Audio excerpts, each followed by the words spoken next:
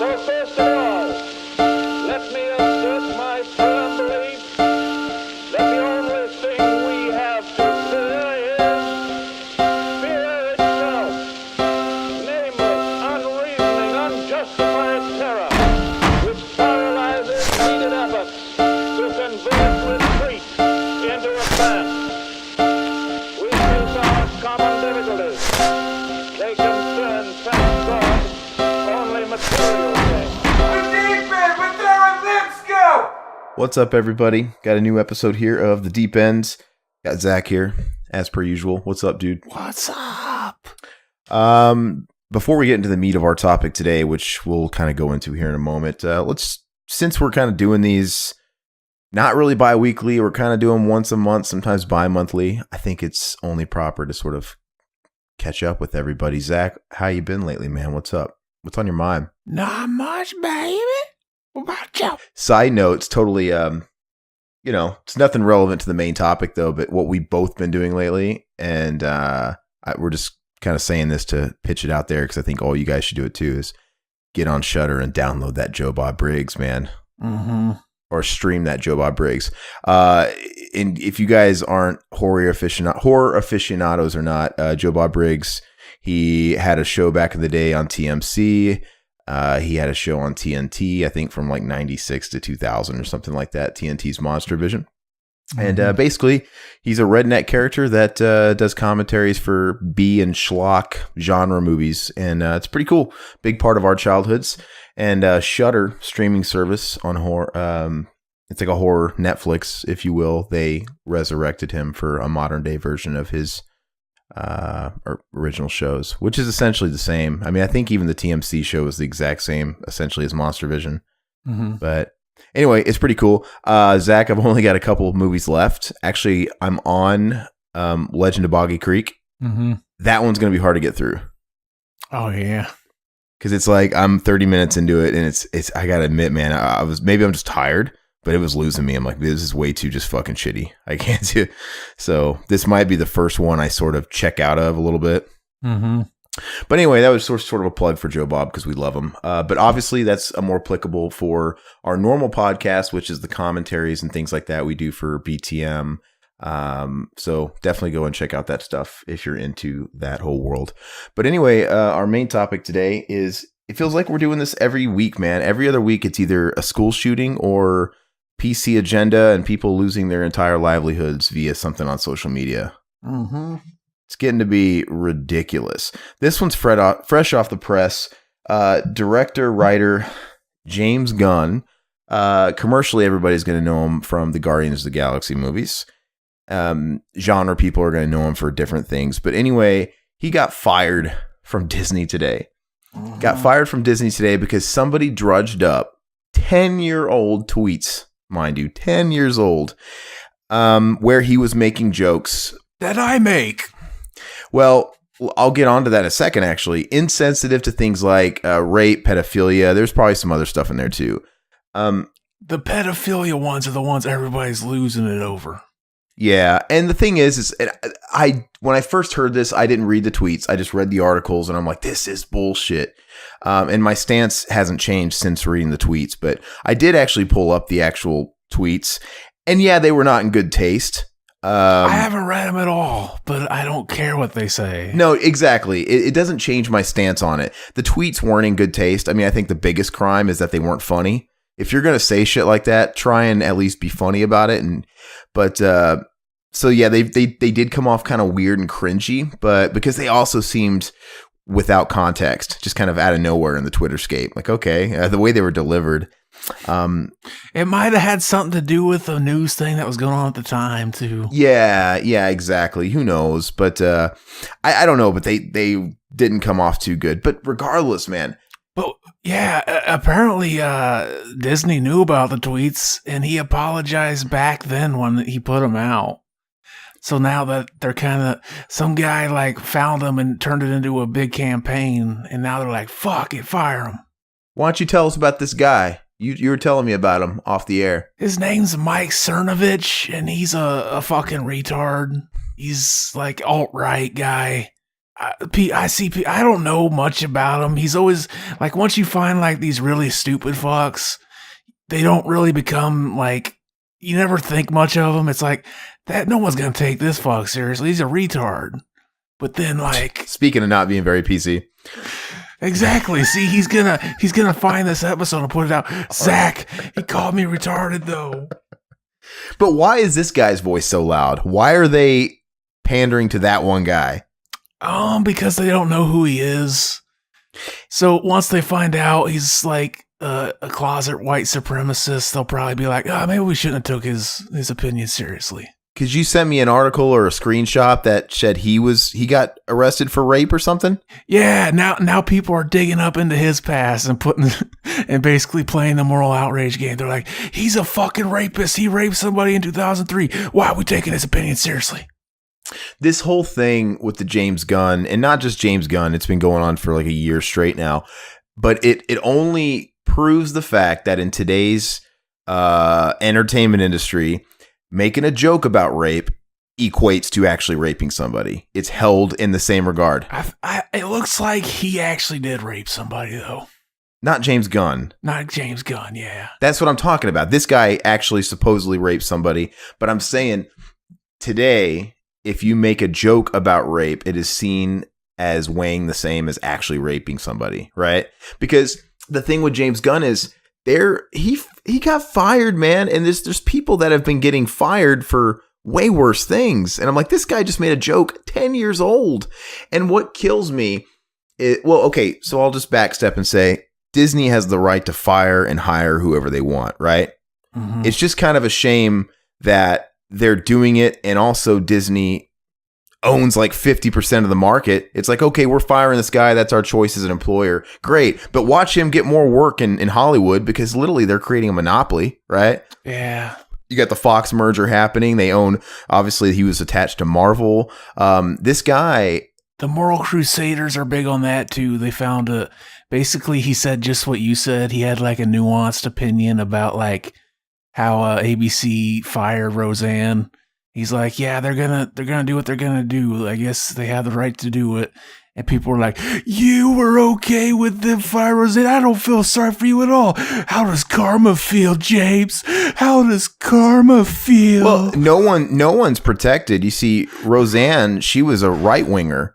Mm-hmm. James Gunn, he's always shit talking Donald Trump on social media. He's pretty much a hardcore liberal, right? So I guess that's something to take away from this is, depending on, not everybody's safe, you know what I'm saying? It's like, I guess it really doesn't matter sometimes, but it's still bogus. I guess Roseanne's now saying they fired her because she likes or voted for Trump, even though they hired her knowing she did and wrote it into the script. Speaking of knowing she did, man, first of all, like you said, Disney had to have known about those tweets, but dude, what? The guy came from fucking Trauma, mm-hmm. right? Did they hire this guy without checking his resume? They knew where he came from. Trauma's known for making movies where they just try to offend everybody. So, of course, he's going to be like that. That's his background. Social media. Yeah. And it makes sense that 10 years ago he would have been like that. And I'm not saying it's in good taste. I'm not saying that, it could have been worded better, whatever. But regardless, it was 10 years ago. The guy came from Trauma. Disney likes to act like, oh, we want no part of it, as if they never knew, that somebody, But also, speaking of the Roseanne thing, man, I don't know. Her biggest crime was the fact that she apologized. I still think that hurt her more than anything, right? She should have taken her lumps or whatever, but don't apologize like she did. Because we live in a world where, fuck, man, comedy. We're all entertained by comedians. If you're going to sit there and take away someone like James Gunn, his job, because of a tweet from 10 years ago, you might as well take away the jobs of every comedian that is still active today. Look, one of the best I think he's the best comedian that's still active today, Norm Macdonald. Dude, he's unapologetic as fuck. Is he still active? Yeah, he still is. Oh. I think his style of humor has prevented him from being bigger than he ever got. but he's got a very strong following. You know, he's always showing up on Tonight shows and all the talk shows, but he never really got a big movie career. He's always getting shows, but they always fail. But he's still a very respected comic, and he's still out there. And this guy has made his whole career off twisting the screw of that, and he still does it during this whole era. How did George Carlin get movie roles and shit? Well, that's what I'm saying. Is there some kind of like immunity for people that had that sort of mentality and humor from the very start of their careers and it predated? This has to be some stupid thing that's just showing up now and it'll fucking blow over at some point. Well, and I'll get to that in a second too. I agree there too. But you have someone like Norm Macdonald, man, dude, everybody in his field respects the hell out of him. He's a total rock star. He doesn't give a fuck. And even today, even during all this stuff, he makes trans jokes, Caitlyn Jenner jokes. He's you know, OG making the classic like grandpa woman jokes. Lots of gay jokes. I mean, it's very immature style of comedy, but it never comes off as malicious. Like you don't really believe that he's a horrible guy or he doesn't hate anybody. He's just got a, you know, kind of a sense of humor. Artie Lang's like that too, right? Artie Lang, unlike Roseanne, that guy has gotten in trouble on Twitter too. He's lost, I don't know how many jobs because of shit he says, but he never apologizes. But yet that guy keeps bouncing back and getting more jobs. It's weird how fucking apologizing is seen as a weakness from both sides. It's so fucking stupid. I think Roseanne, I think for her to have apologized as much as she did, I think it did hurt her. I think you need to stand your ground. I mean, unless she really does feel like her personal convictions and she said something wrong. I don't know. I could see why she was apologetic to like the cast and crew and the young girl who played DJ's daughter, the black girl on that. I guess I can see that, but I don't know. I listened to her on another podcast, this Jewish rabbi guy's podcast. I guess he's real big in those circles. And dude, she broke down. It was making headlines. She was on his podcast and she broke down in tears on the podcast, and it was true as shit. And she was talking about how sorry she was, and she said, you know what, I deserve it. She was saying, you know, I deserve all of it, you know, because she was talking about her Jewish faith, and she's like, you know, it's penalty. I bought it, man, but I don't know. She seemed real rattled from it. But people like Norm Macdonald, people like Artie Lang, whatever, they're total rock stars. Norm Macdonald, did you ever watch that roast of Bob Saget? Mm-mm. Dude, he goes up there and he intentionally bombs, and nobody gets it. Like some of the comedians on stage get it, but he was playing to the comedians and he bombs, but he does it on purpose. And when you get past that and you realize what he's doing, it's the fucking most hilarious thing in the world. And I don't know, I miss people being fearless and wanting to be rebels and stuff like that. Cause like you said, I do feel right now the entertainment industry is disgusting. I hate it, man. And I love it. It's like, we love movies. We love art. We love all this stuff. But right now it's fucking leaving a pretty bad taste in my mouth. It really is. Because, you know, if something like that can kill James Gunn's career, something from his past, dude, go through our podcasts. Yeah. I'm going through pages of people actually like accusing him of being a real pedophile. Like a real pedophile would come out and say they're a pedophile, but then disguise it as a joke. Like, oh yeah, don't think I'm obviously joking. Like, how stupid are these people? But are we supposed to live in fear? I mean, we've got friends that are admittedly afraid to be outspoken, even though they wish they could, because it's like, oh, you know, you don't want something biting you in the ass later. And that could very well happen to anybody. That could happen. First of all, that could happen to anybody. That's not just us. That's not everybody. There's nobody with a clean record, man, especially in the Twitter sphere and the Facebook world. I mean, you could drudge up stuff all over the place and people screenshot. I mean, who knows? Maybe there's somebody that really has it out for you that's holding onto a screenshot, you know, of a since deleted blurb, and they're just waiting for the right moment. That's what it was for that Milo guy that said whatever he said. Like, I guess somebody on the right that didn't want him at fucking CPAC released that. Yeah. Because I was listening to that podcast live and I was just like, what the fuck? Is he serious? And that's not fair, man. So like I said, I refuse to be fearless. So, you know, if you guys listen to our commentaries on the BTM podcast and things like that, it's a little bit more slapstick, right? It's all satire. There are jokes made. There are things said. If you believe, there's a difference between vitriolic hate and satire. And if you can't tell the difference, you got problems. The issue's with you. It really is. It would be a really, really sad climate in the entertainment world if you removed every single entertainer or writer or filmmaker. I think that's Hollywood's plan. They're just gonna fucking get rid of any real talent until all they have is Beverly Hills Chihuahua 3 coming out. They're neutering everything, man. Like, what happened to filmmakers and artists being dangerous and cutting edge, right? That used to be popular, man. Quentin Tarantino, if Pulp Fiction came out in 2018, would not be a hit, right? I mean, as you know, that movie had the N-word all over it. You think that'd fly today? But it's funny, though. Someone like Quentin Tarantino, who was kind of already established having that writing style from the very beginning and also way before the Me Too movement, he seems to be kind of bulletproof. It's like there's this weird not selective memory, but selective. They're selective on who they want to go after. Same thing with someone like, okay, I'll keep going after comedians. Okay, George Carlin, Norm Macdonald. It's like, okay, since these guys were doing it from the beginning, you know, and it predated everything, it's okay. We're not going to go after them, right? They did go after them. It just fucking slid off of them because everybody was like, they're comedians. They're supposed to do that. Back then. Yeah. Nowadays, it's not working unless you did it from the get-go. But you have someone like James Gunn, who, let's face it, the mainstream audience only knows him for Guardians of the Galaxy, which is owned by Disney and a Marvel property. So to them, it's like Bill Cosby, Mr. Clean Wholesome, coming out with this big revelation that he did something against his character, right? Right? Now, if that's the only difference.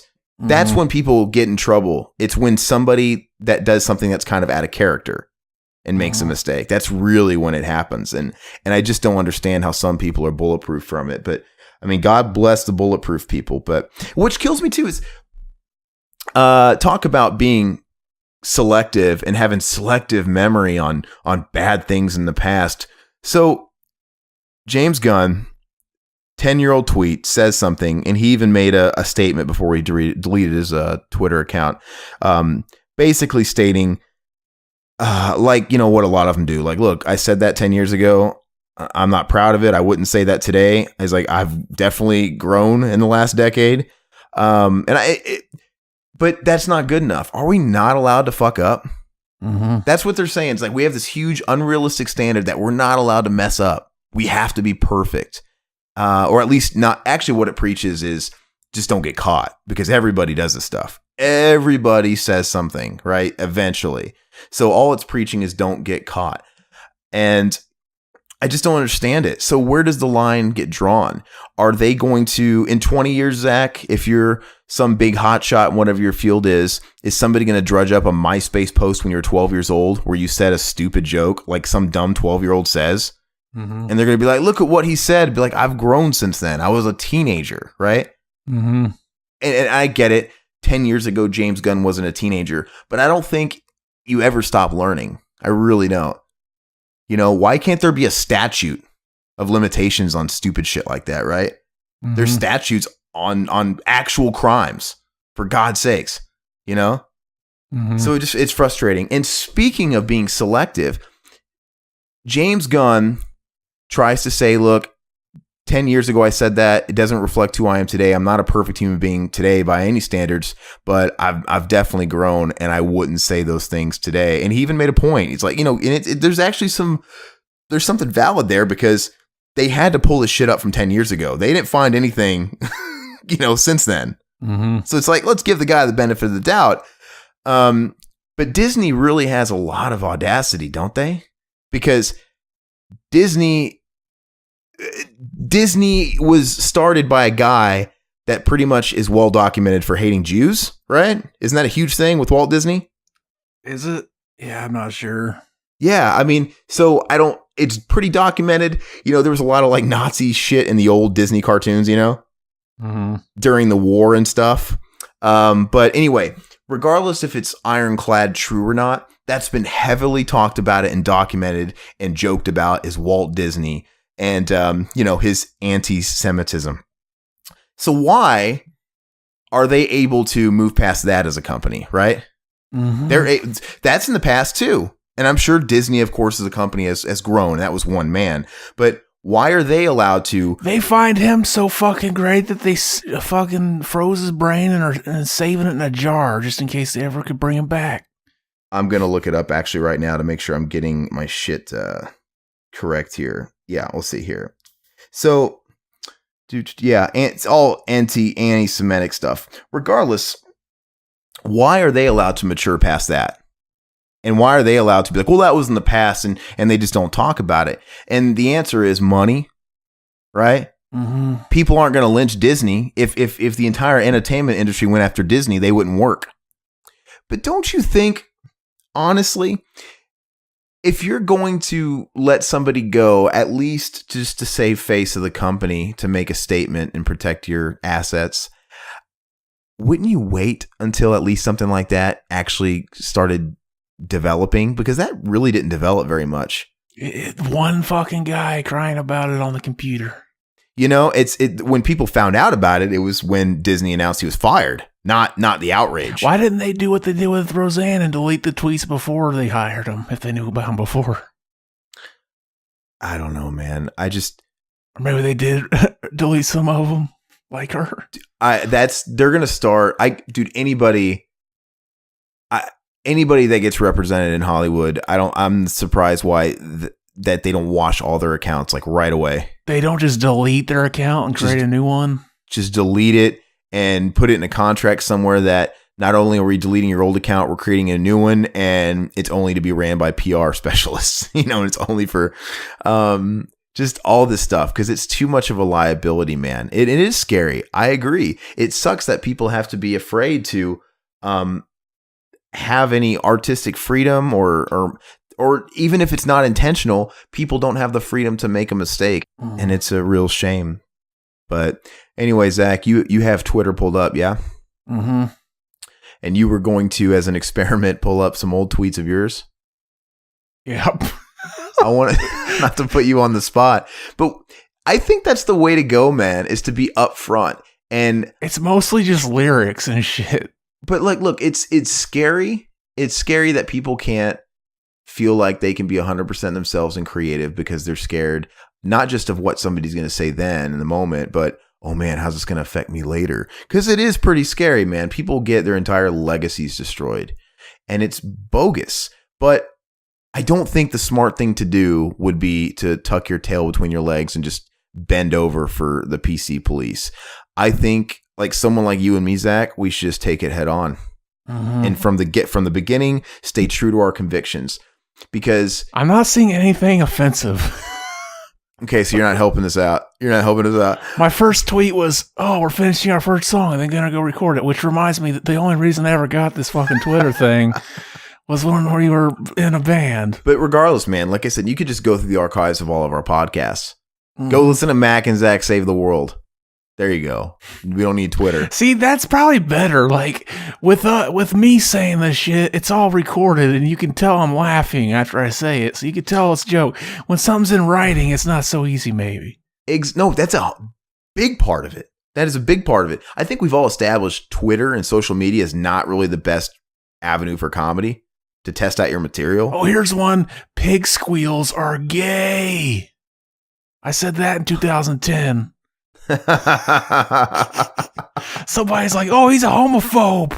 It's just ridiculous, man. But anyway, I think I would rather do things on my own conviction and fall by that if that's what happens, than bend over, you know, and just conform to whatever somebody else wants us to do and walk on eggshells my whole life. Mm-hmm. You can't do that. And especially if we're interested in creating, you know, doing the podcasting, all this stuff, that is creating, right? If we were afraid and we were walking on eggshells just recording, dude, watch the decline of the quality of our shows, right? Mm-hmm. It would happen. You know, me, I like to write. I love film. I love all that stuff. Zach, I know you do too. Now, on one hand, it's super disheartening to know that all this is going on. It leaves a real bad taste in my mouth. It's like, man, do I really want to do this?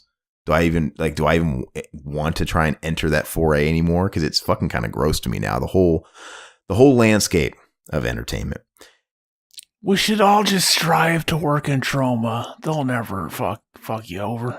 I think maybe we should flip it and They'll fuck you over like with not paying you, but they'll never fuck you over like get rid of your career. but that mentality of letting this whole era beat me down and discourage me from the things that I do love, and I think that you love too, you know, art, creating, movies. I think we should flip it and let it make us hungrier, right? I feel like we are on the verge of another fuck the man punk rock movement, right? I think right now, like you were saying, I think eventually, who knows, maybe next year, maybe in 2 years, this whole Me Too overly sensitive movement will become passé. I'm sure it will. I think things have to hit its worst before it gets better, right? And I think right now we're boiling over, but that's a good sign. I think we just have to get through this fucking peak shitstorm. And then immediately after this, once we're done with it, it's going to be that new punk rock movement where people like us might benefit because we stayed true the whole time, right? And then we can ride that fucking wave. You know, I don't want to look back and be like, yeah, I bent over. Or, you know, I don't want to be that guy. Like if we had, you know, it's like WrestleMania. It's like wrestling, man. You want to be like, yeah, we never left the Attitude Era, man. You don't want to be like, well, you know, for a few years, we kind of went PG, you know, for families. You know, whatever. We kind of adopted to, we conformed. We don't want to look back and say we ever left the Attitude Era of Aaron and Zach. They'll never admit that. They'll never admit that on WWE even. They'll be like, yeah, we were always the Attitude Era when it's back. No, yeah, we are never going to leave the attitude. That's what we should call this, Zach. We're in the Attitude Era of our podcasting, of our that's track 2 and it's called Attitude of our creative output. This is the Attitude Era, and we're not even going to call it an era because it's not going to end. And I refuse to bend over to this shit. And I get it, man. It's not like we're humongous celebrities right now in the thick of it, right? That I think the pressure will be different, but I would hope to God, man, I would have the same mentality. But we're still at a threat because, you know, Zach and I, we're young adults, man. We're still young adults, and we have things that we want to aspire to be and do.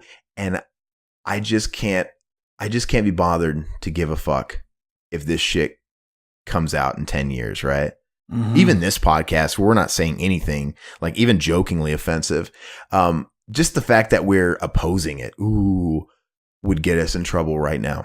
They fucking were sad for that fucking asshole pedophile James Gunn when he got fired.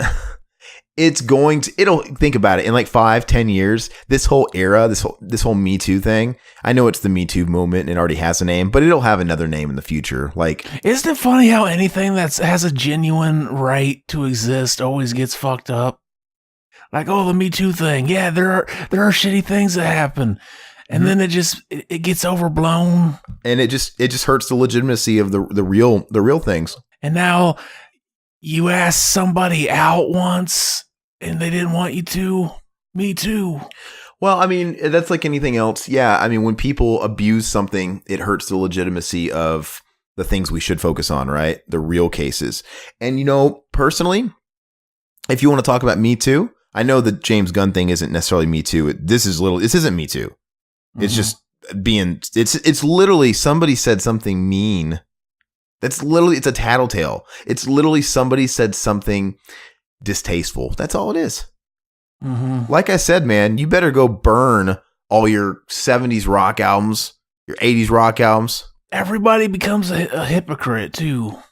Everybody is a hypocrite. Like, there was a real funny one I saw like the other day. I saw people were like, the Sarah Palin thing where they're like, Sacha Baron Cohen, he pretended to be a disabled vet. And he's like, no, I didn't. I didn't say I was a vet.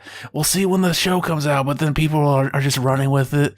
They're like, oh, you fuck up. It's like people with the name Trump in their name. They're like, you fucking disrespected a vet. I can't ever take you seriously. And then somebody will reply, I like the vets that were never captured. Oh, my Lord. It's just like, yeah, you're a fucking hypocrite. Like, you're just pretending like you're morally outraged. You're not. Why do you do that? Did you watch that little, that IGN thing I sent you?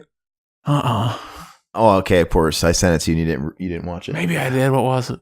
It was a press release. It was IGN, 2 commentators from IGN, which is obviously an entertainment, mostly video game website, and they were at San Diego Comic-Con, and they were sort of breaking the news in their own like YouTube video about the James Gunn thing. Oh. And it was fucking cringy as shit, man. Because they came off like 2 moral high ground police, you know? Holier than thou. And the guy on the left too, man, did he have a fucking slappable face? Just because of jokes. Everything about him, like, oh my gosh, like it was despicable. It's despicable that he would say something like this and they're reporting it. And it just comes off so disingenuous. It really does. And looking at those fucking nerds, I'll say it, those nerds on IGN, these guys holding the microphones, displaying that performance. And I'm like, I know for damn sure that guy on the left, if you watch the video, it's the guy on the left. He's the cringiest of the 2. That guy probably goes home every night and beats off the fucking Japanime hentai that depicts fucking 9-year-olds getting squid fucked in every hole. And that guy is the moral high ground police, right? Do they actually have 9-year-olds in them? Dude, Holy Japan's shit. Weird. No, they depict. Oh yeah, dude, Japan is weird, dude. Oh yeah, the cartoon shit. The cartoon. That's what I mean. Yeah. I said Japanime hentai. Oh.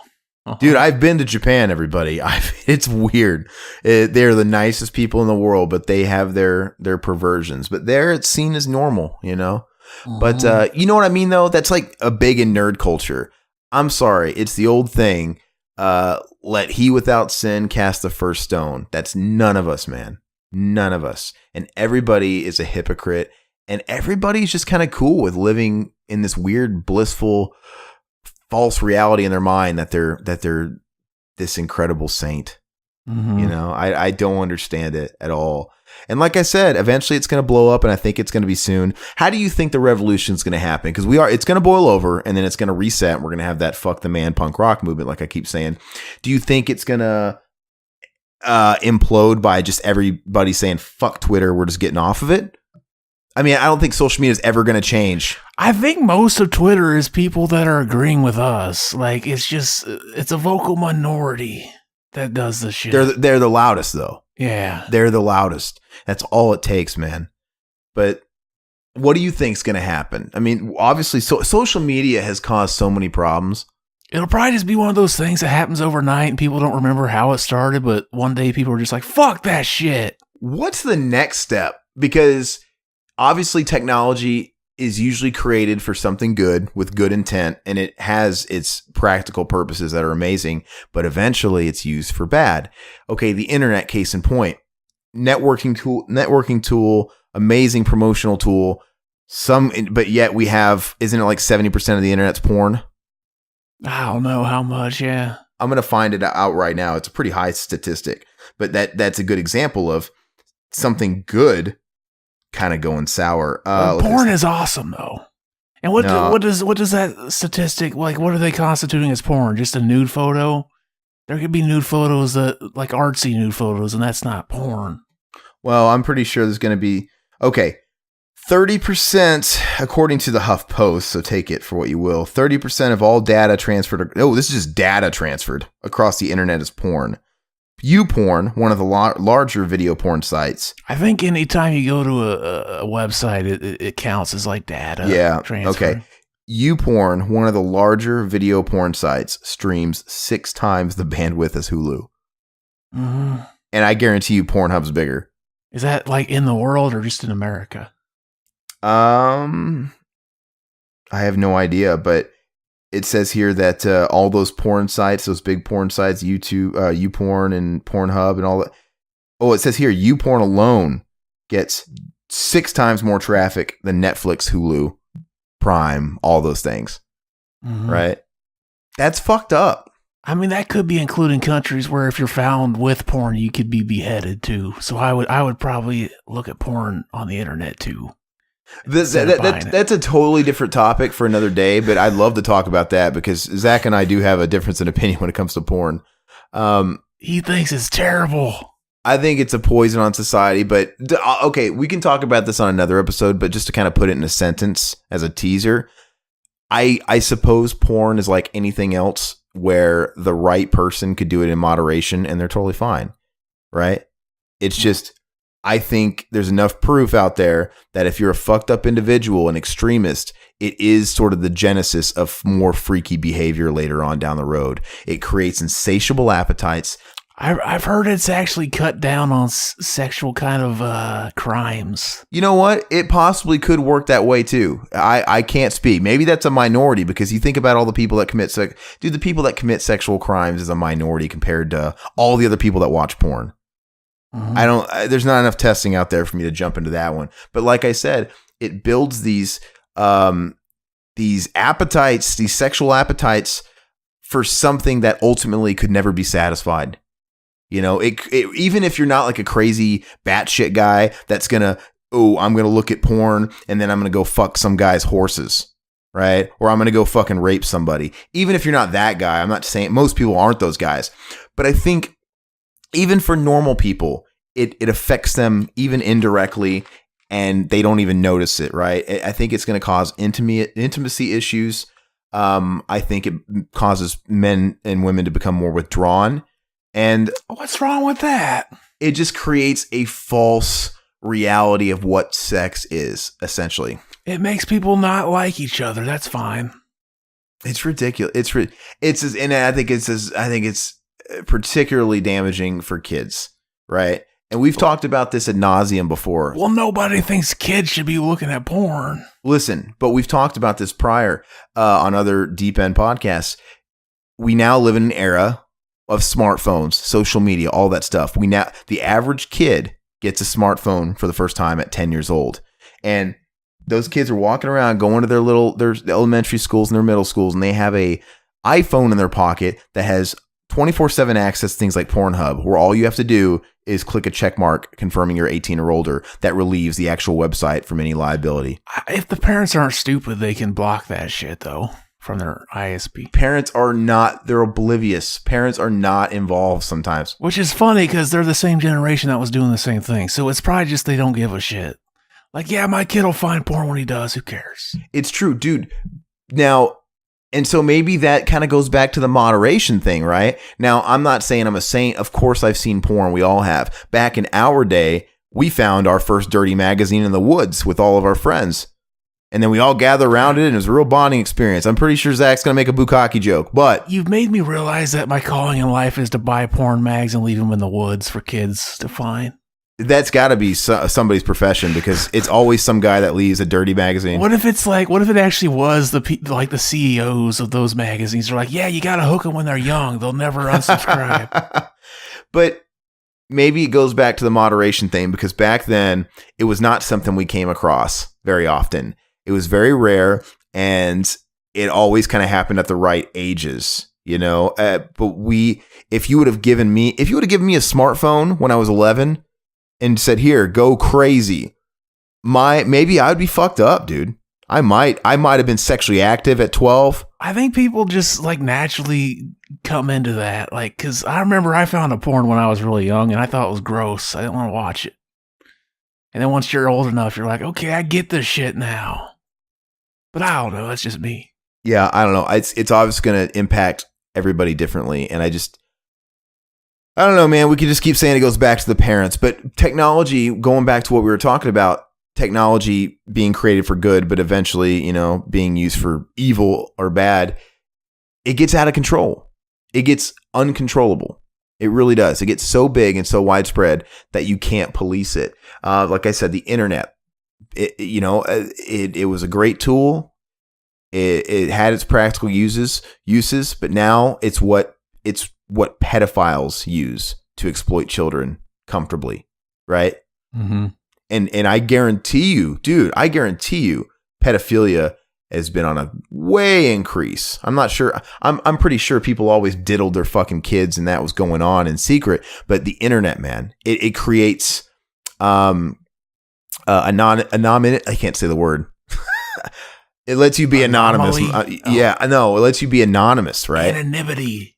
Blah, blah, blah, blah. Yeah, it's a tough word to say. Yeah, I was fucking. It's say it 3 times as fast. Do it. Anonymity. I'm not so bad at it. Show off. That was pretty good. I just got some good news. What's your good news? I can break it. It has nothing to do with this. I can break it to you, or I can let you know later when we're done recording. What is it right now, man? Or I could say it. We could cut it out. Due to overwhelming demand, we're bringing Real Joe Bob back later this year from Shudder. I'd say it's relevant since we brought it up at the start of the show just for shits. They doing it, baby. They doing it. And I knew that was going to happen. Anybody out there that likes Joe Bob Briggs, we knew that was going to happen, and that's amazing. Anyway, side note, that is great, and I look forward to seeing how they're going to bring it back and what format, whether it's going to be another marathon released every year and then archived, or they're just going to I'd rather them just give us an episode every month. If it's later this year, I'd say it's probably a Halloween thing. But that's like you mentioned, that's how you keep a subscriber base. Give them a new Joe Bob every couple of weeks. Yeah, I'm sure he could use the paycheck. He basically just have the same job he did. Speaking of saying shit and PC policeman, one thing I noticed about that Joe Bob is the new Joe Bob. He's pretty political. He lets the real Joe Bob hate for Donald Trump come out. That's what's so funny. He always was, but now that we're older, we kind of notice it. Cause on all the stuff I got, you'll see that again. You'll see him making jokes about Clinton and everything. No, but that's Clinton. His character was more conservative. The Texan. Yeah, I guess that it fit with his character more, yeah. The image, it's a character. And then on this one, though, he's still Joe Bob, but he's letting that real political side of him. He's playing one of those never Trumper conservatives. Yeah, I don't know. But that's neither here or there, though. But we've said it a million times, man. The internet, like I said, it's bred more deviant activity with pedophiles and exploitation of children and all kinds of horrible things. It's used to lure children on social media sites. It's horrible, man. And then we had cell phones. We had smartphones, and smartphones are out of control. And they just, covenant eyes, you shouldn't let your kids should not be able to see anything they want to see. This is why I don't want to have kids, because it makes you hate good things. What's the next thing, though? So, like I said, we had internet. Now we got smartphones, which is another further advancement and more connected version of the internet, right? With the social media. And they need to make glasses that fucking you can look at something and it'll tell you oh, this is a single chip. It has this many calories. Shit like that. Then it would bring up a whole new, you could be watching porn at work and they wouldn't even know. But what is the next thing? Where's the next step? That's what I'm saying. We're going to have goggles. You think that's the next step? That. Or if they start putting a chip in your arm and you can have fucking internet anywhere. Wi-Fi. You don't got to pay for the internet. Information is free, baby. You all have a Wi-Fi chip in your arm. You always got the internet. Was it you that was telling me that that's another alternative to giving a vasectomy to a dude is by putting a little switch inside of him? Yeah. You can see that on a fucking YouTube demonstration. A doctor's office. We do this. You could get this treatment. And they're showing how it works. Yeah. Well, anyway, I think it's all baloney. Everything we're talking about today is baloney. And, as an aspiring creator myself, I get it. I could say, screw the man, fight the power all I want. And I could do whatever I want, but it doesn't mean anybody's going to buy it or finance it or support it, right? So that's why I think... I guess you don't know how you would respond, whether or not you would apologize until your fucking career's on the line if you don't. Yeah, I guess. But at the same time, man, I just think that's why this revolt, this revolution is going to come in the indie scene, right? Indie filmmaking needs to be the punk rock of the late 70s, early 80s, right? You got to just do it yourself. See, how do movies like fucking Serbian film get made? Well, they're foreign for one, and I guess they're pandering and catering to a very niche audience anyway. That isn't going to make a big deal about it because that's what they love. But even a Serbian film, that's still what? 7 years old, 8 years old, or whatever. They're talking about remaking it. I'm sure if somebody, the wrong person, decides to rent the remake and say, "Can you believe they're thinking of remaking this? The moral outrage! Everybody ban them!" It's crazy though how fast the world's moving, because even that movie, as shocking as it was, like I said, that was probably like what, 7-8 years ago. The world has changed drastically in the last 2 years. Mm-hmm. It's crazy. The last year. I mean, so I don't know. Speaking of, it's ridiculous though. But regardless, the theme of this is we got to be fearless, Zach. We're not compromising. And I want to let you all know, I'll repeat it again. We make jokes. And, sometimes, dude, I say things that I regret and I am apologetic. Zach, that sometimes I do say things that I personally don't agree with, right? Mm-hmm. That I don't, and it's my own thing. And I say, hey, can we take that out or bleed, whatever. I do that all the fucking time. And it's a slip of the tongue. We're allowed to make mistakes. It happens. I purposefully say the opposite of what I think just because it's funny. All the time. It happens, man. So we're not going to compromise our show. And if we say anything that is found to be offensive by anybody that's listening, look, man, you don't have to listen. We're not serious. We're very loving dudes, right? Bill and Ted said it best. Be excellent to each other. That's our motto in life. We love everybody. We're cool with everybody. We'll party with anybody. Anybody is welcome to be on this show. I don't care who you are. I don't care. It's fine. So if you can't tell the difference between satire and somebody having a sense of humor, there is nothing that can't be joked about, right? Yep. I might have my personal boundaries. Like, I don't make the jokes Zach does. I'm being serious, right? Like you have, but that's still your satire. Mm-hmm. That's your satire. And I know it's satire. And it's just part of the whole thing. I laugh at it. So I'm just as bad, right? I laugh at it and shake my head and go, oh my God, I can't believe you just said that. Right. But, those are my personal boundaries. That's not who I am. And, there's certain things I won't say. But still, if you can't tell the difference between comedy and satire and super real vitriolic spewing hate, the problem is with you. So, but we're not going to stop, and we're not going to be fearless. What you think, Zach? You said we're not going to be fearless. He meant we're going to be fearless, though. That's what I meant. We're not to be feared, damn it. We're coming for your children. Coming for your wives. We're coming for your children. We're going to fuck them. Hey. No. See, that was a good example of what we were just talking about.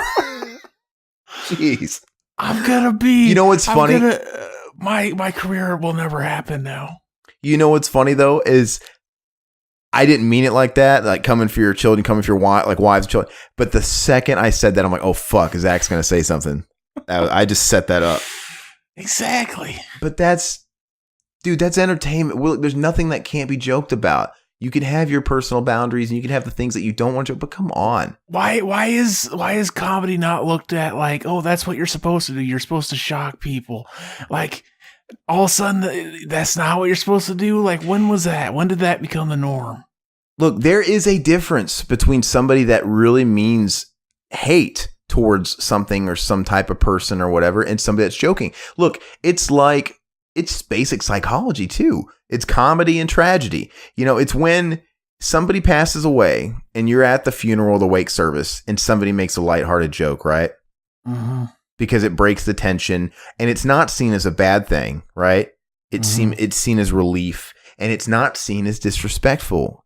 That's all to me what comedians do.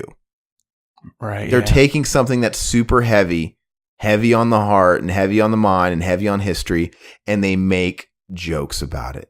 But there is a difference. There's a difference between somebody that is straight up hateful. But that's all I got to say about that. I would honestly adore anybody's feedback on this topic. I encourage everybody to comment on the actual, if you guys are watching on YouTube, comment there or go to iTunes. I guess we should stop saying iTunes because technically it's Apple Podcasts, right? Mm-hmm. We're on Apple Podcasts and we're on Google Play and we're on the Stitcher app for either platform and on YouTube. I would appreciate it greatly if you guys would leave feedback, negative, positive. It's whatever you want to do. On the YouTube's fine. Ask questions. We will address them. I definitely want to start a dialogue with this particular topic. But if you like what you hear or you like the past episodes we've done, please click on the link that's going to be included in, like, let's say the YouTube video. That'll direct you to our iTunes link, the Apple Podcasts. a 5-star rating over there and a couple of nice words or feedback goes a long way. It's gold in the world of podcasts, and it helps me gain exposure and rise amongst the ranks in the podcast charts. It gives them those gains. It gives us those gains, absolutely. But no, seriously, let us know. Like the Facebook, click the notification bell. Let me know what's on your mind. I want to know, and also follow Revival House on all social media, Facebook, Twitter, at the Rev House, where we won't say things that'll get us fired in 10 years, hopefully. And oh man, if you guys want stuff that's not PC, you can go to the Revival House Instagram too. But for sure. And let me just double check really quick, Zach. Do you have any final thoughts, dude? I want you to wrap it up. I want you to kind of give me your final statement on the matter before we close out. Leave the jokes alone. Leave them alone. Let the jokes happen. That's all I got. All right. And as far as comments on this particular show, there's one I will read because it was a really, really great comment. And it's from Billy the Kid Lawrence. And he commented on, let me just double check. He actually commented on the episode 3, Growing Up Haunted, when we were talking about the ghost story, Zach. Mm-hmm. And he took the time to write quite a lengthy post, and it was really cool. And it meant a lot to me because I'm glad people are listening and want to engage and whatnot. And I think I read this on one of our commentaries because it was so cool. But since it was in direct response to this show, I'm going to read it here as well. So thank you, Billy the Kid Lawrence. He says, "Hey man, I just wanted to say I absolutely love your content. The commentaries are my favorite. Don't ever stop those, but don't stop these either. You both have got great voices for this, but man, you really put this shit into perspective, and I can honestly relate in a lot of ways. You make me want to be as fearless as you. One day, man, one day. The shit you talk about, whatever it is so compelling. I about shit my pants listening to the Ghost Girl in the Kentucky house, but your soothing ass voice helped calm me down through it. I remember a friend of mine, and I just stayed up for 3 hours one night in the pitch black, because we couldn't sleep, and all we did was talk paranormal shit. Crazy stuff, but so interesting. My best friend, who committed suicide 4 years ago, also had a huge ghost talk with what? Also had a huge ghost talk with, a ghost talk. I thought he summoned a giant ghost to have a talk with him. Isn't that what it sounds like? He had a huge ghost talk to me. We also had a huge ghost talk for hours just sitting in a car one night. I almost want to say I had a paranormal dream with him in it, but I'm not sure. I'm thankful to have never had a true in-person account like that, but you bet your ass I've had some night terrors, sleep paralysis multiple times. We discussed that topic as well, Zach, on that episode. It sucks. I never want to have it again, but it seems like I get them every 6 months or so. It's crazy, and it's usually only when I lay on my back. If I lay on my side, it's fine. Odd, I don't know. Anyways, man, you are so inspiring to a lot of people. Again, don't ever stop. Much love, man. Keep it up." Thank you, Billy the Kid Lawrence. And thank you for saying that Zach and I have smooth-ass voices. That sounds like you want to take us out for dinner. Hell yeah. And we will definitely accept. Now I feel embarrassed that I don't really use my actual voice on the show. Well, you could, dude. I mean, so Zach, here's the thing, too. I'll close it out by saying this.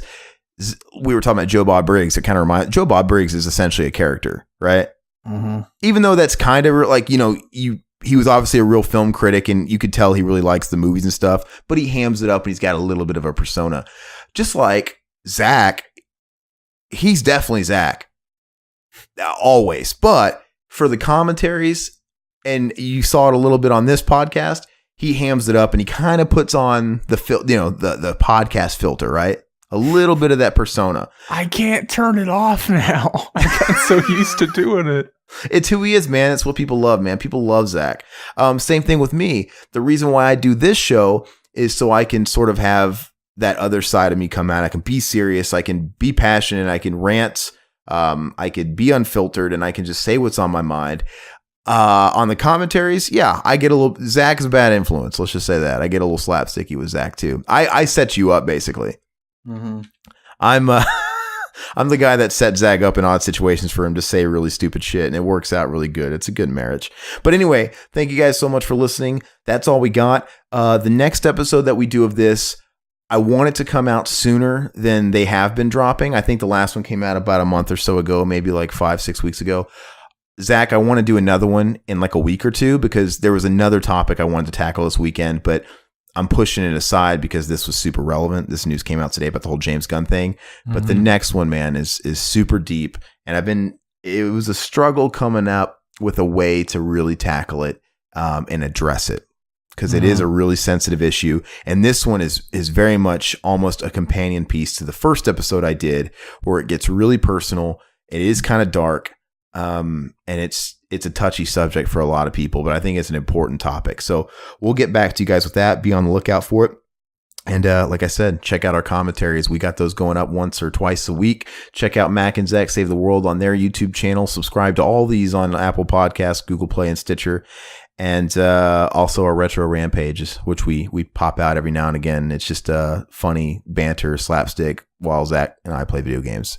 It's pretty just off the cuff, loose. I've been wanting to do another one recently. Yeah, we'll probably do one this weekend. So that's all we got, guys. We'll check you later. Thank you so much for joining in on the conversation. Bye-bye, puppets.